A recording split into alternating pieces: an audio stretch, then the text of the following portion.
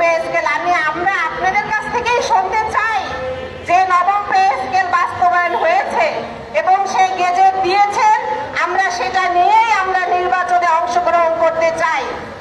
আমি অর্থ উপদেষ্টাকে বলতে চাই, আপনি বলেছেন যে আমরা যে পে স্কেলের জন্য পে কমিশন গঠন করেছি সেজন্য আমাদের ধন্যবাদ দেওয়া উচিত। না মাননীয় অর্থ উপদেষ্টা, এটা এক ধরনের লোভনীয় কথা। আমরা এটা মানি না, মানবো না, মানতে চাই না। আমরা চাই অতি দ্রুত আমাদের নবম পে স্কেল বাস্তবায়ন করুন। আমরা প্লেট সামনে দিবেন, খাবার দিবেন না, সেই প্লেট দিয়ে আমরা খুশি হতে চাই না। আমরা চাই খাবার খেয়ে পেট ভরে আমরা খুশি হতে চাই। আর এটাই আমাদের বাঙালির সামান্যতম কর্মচারীদের আপনাদের কাছে চাওয়া। এই বলে আমি আমার বক্তব্য শেষ করছি। আসসালামু আলাইকুম। ধন্যবাদ। এ পর্যায়ে বক্তব্য রাখবেন জনাব আবু রায়হান, যুগ্ম সম্পাদক, বাংলাদেশ আন্তঃবিশ্ববিদ্যালয় কর্মচারী ফেডারেশন। বিসমিল্লাহির রহমানির রহিম।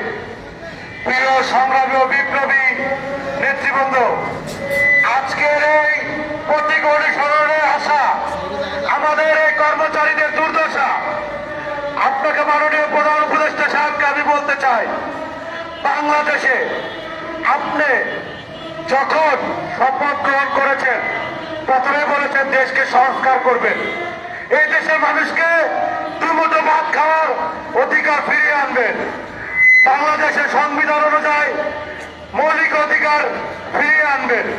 আপনি বাংলাদেশের বর্তমান দ্রব্যমূল্যের অগ্রগতি এবং যে জায়গায় যায় সবকিছুর দাম বেড়ে গেছে। আমাদের কর্মচারীদের পকেটে 15 তারিখের পরে আর একটি টাকা থাকে না। আমাদের লুট করে চলতে হয়, খুব কষ্ট করে চলতে হয়। কেউ এমন আছে আমাদের কর্মচারীদের মিলে, কেউ ফেরি করে চলে, কেউ রিক্সা চালায়, অনেক কষ্ট করে এই ফ্যামিলি চালাচ্ছে। আপনি বলেছেন জাতিকে শিক্ষা করতে, এই শিক্ষা কিভাবে হবে? আমাদের ছেলে মেয়েকে একটা প্রাইভেট বিশ্ববিদ্যালয় বা পাবলিক বিশ্ববিদ্যালয় ভর্তি করানোর টাকা থাকে না, লোন করে ভর্তি করাতে হয়।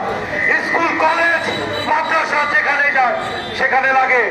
আমাদের কোচিং বা প্রাইভেট পড়তে হলেও টাকা লাগে। আপনি আমাদের বেতন, আমি অনুরোধ করব আমাদের নবম পে স্কেল, বৈষম্যমুক্ত নবম পে স্কেল দেওয়ার জন্য। আরেকটি কথা বলতে চাই, এই কর্মচারীদের গ্রামে বাংলাদেশ উন্নত হয়েছে। আপনি জানেন বিগত সরকার